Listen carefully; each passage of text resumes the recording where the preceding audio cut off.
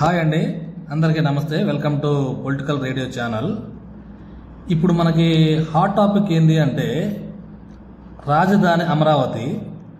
మనం ఈ రాజధాని అమరావతి గురించి మనం చెప్పుకుంటే 2014 నుంచి 2019 లోపు ఆంధ్రప్రదేశ్ రాజధానిగా అమరావతి ఉంది. 2019 నుంచి 2024 వరకు వైసీపీ ప్రభుత్వం వచ్చిన తర్వాత రాజధాని 3 ముక్కలుగా మారింది. మళ్ళీ 2024 తర్వాత కూటమి ప్రభుత్వం అధికారంలోకి వచ్చిన తర్వాత రాజధాని పనులు ఈ మధ్యకాలంలో ఊపందుకుంటున్నాయి. ఈ నేపథ్యంలో మన రాజధాని అమరావతి సాధ్యాసాధ్యాలు, గతంలో ఏ పరిణామాలు జరిగినాయి, దీని గురించి నేను కొంత విశ్లేషణ చేయదలుచుకున్నాను. మీరు బాగా గమనించండి. మనకి ఆంధ్రప్రదేశ్ రాజధానిని గమనిస్తే ఇది గుంటూరు, ఇదేమో విజయవాడ. ఈ గీత ఉన్నది ఏంటి అంటే ఇది NH నేషనల్ హైవే అన్నమాట. ఇది NH5. ఇది ఇక్కడ చూడండి, కావాలంటే మీరు ఇక్కడ మంగళగిరి ఇక్కడ ఉంది, ఇక్కడ మంగళగిరి ఉంది.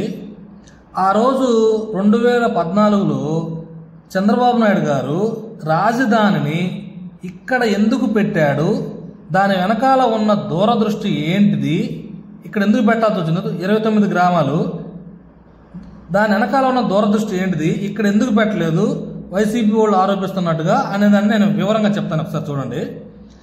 ఇప్పుడు మనకి హైదరాబాద్ తీసుకుందాం. తెలంగాణ రాష్ట్ర రాజధాని హైదరాబాద్ తీసుకుంటే 1995లో ఏం జరిగింది? సికింద్రాబాద్ ఉంది, హైదరాబాద్ ఉంది. ఈ రెండు ఆల్రెడీ డెవలప్ అయిపోయినాయి. 3వ పట్టణంగా సైబరాబాద్ను డెవలప్ చేయడం జరిగింది. ఆ చుట్టుపక్కల గ్రామాలన్నీ కూడా బాగా డెవలప్ అయినాయి. తర్వాత ఔటర్ రింగ్ రోడ్డు పడింది. దాన్ని దృష్టిలో పెట్టుకొని 2014లో చంద్రబాబు నాయుడు గారు ఈ గుంటూరు విజయవాడ మధ్యలో మంగళగిరిలో గనక రాజధాని పెట్టినట్టయితే ఈ హైవేకి అటుపక్క ఇటుపక్క మాత్రమే అభివృద్ధి చెందుతుంది. భవిష్యత్తు తరాలకి అంటే 2047, 2050 నాటికి ఇక్కడ అభివృద్ధి చెందే ప్రాంతం ఇక్కడే పరిమితం అవుతుంది. కాబట్టి అట్లా కాకుండా 3వ సిటీని డెవలప్ చేయాలి అనే దూరదృష్టితోటి గుంటూరు విజయవాడ పక్కనే ఉన్న ANU పక్కనే ఉన్న గ్రామాల్లో కాకుండా ఇక్కడ నుంచి ఒక 20-30 కిలోమీటర్ల లోపలికి వెళ్ళి ఈ 29 గ్రామాలు, ఇక్కడ ఇది అమరావతి, ఈ 29 గ్రామాలని ఎంచుకొని రాజధానిని ఎక్స్టెండ్ చేయడానికి ప్రయత్నించారు. ఇది యాక్చువల్గా ఉన్న పరిస్థితి. అయితే ఈ వైసీపీ ప్రభుత్వం వచ్చిన తర్వాత ఏం చేసింది? రాజధాని అనేది ఒక భ్రమరావతి అని, రాజధాని అనేది ఒక కమరావతి అని, రాజధాని ఒక శ్మశానం అని, ఇక్కడ వ్యవసాయ భూములు ఉన్నాయని ఆరోపణ చేస్తున్నారు. ఇది చాలా తప్పండి. కారణం ఏంటంటే అలా చెప్పడం కూడా కాక ఇంకేం జరిగింది? 3 రాజధానులు అని చెప్పారు. 3 రాజధానుల వల్ల చాలా సమస్యలు ఉన్నాయి. కారణం ఏంటంటే విశాఖపట్నం, అమరావతి, కర్నూలు. అమరావతి చూస్తేనేమో లెజిస్లేటివ్ క్యాపిటల్ అంటారు, విశాఖపట్నం ఏమో ఎగ్జిక్యూటివ్ క్యాపిటల్ అంటారు, కర్నూలు చూస్తేనేమో జ్యుడిషియల్ క్యాపిటల్ అంటారు. ఇక్కడేమో అసెంబ్లీ సంబంధించిన వాళ్ళు ఉండి సెక్రటరియట్కి విశాఖపట్నం వెళ్ళాలంటే కష్టం. ఇక్కడ అసెంబ్లీ సమావేశాలు ఉండి కేసులకు సంబంధించి కర్నూలు వెళ్ళాలంటే కష్టం. కాబట్టి ఏదైతే 3 ఆర్గాన్స్ ఉంటాయో, ఎగ్జిక్యూటివ్, లెజిస్లేటివ్, జ్యుడిషియరీ, కార్యనిర్వాహక శాఖ, తర్వాత శాసనశాఖ, న్యాయశాఖ, 3 కూడా ఇక్కడే ఉండాలనే ఉద్దేశంతో చంద్రబాబు నాయుడు గారు ఈ అమరావతి ప్రాంతాన్ని ఎన్నుకోవడం జరిగింది.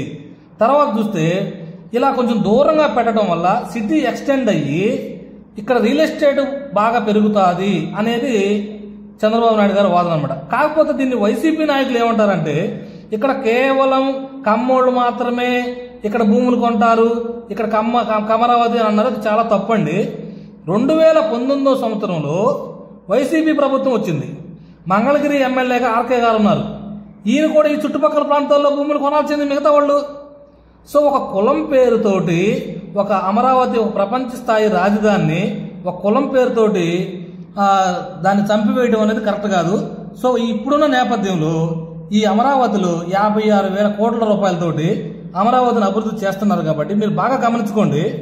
ఇదేమో కృష్ణా నది, ఈ కృష్ణా నది ఇక్కడ ఉంది, గుంటూరు విజయవాడ ఇక్కడ ఉంది, ఇక్కడ ఏమైనా స్పేస్ లేదు, అందుకని కొంచెం ఇక్కడ సైబరాబాద్ టైప్ లో ఇక్కడ అమరావతిని ఎక్స్టెండ్ చేసుకోవడం జరిగింది.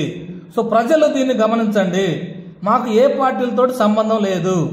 కొంచెం మనం పాజిటివ్ గా చూస్తే పాజిటివ్ గా కనిపిస్తుంది, నెగిటివ్ గా చూస్తే నెగిటివ్ గా కనిపిస్తుంది. థ్యాంక్ యూ అండి, థ్యాంక్ యూ వెరీ మచ్.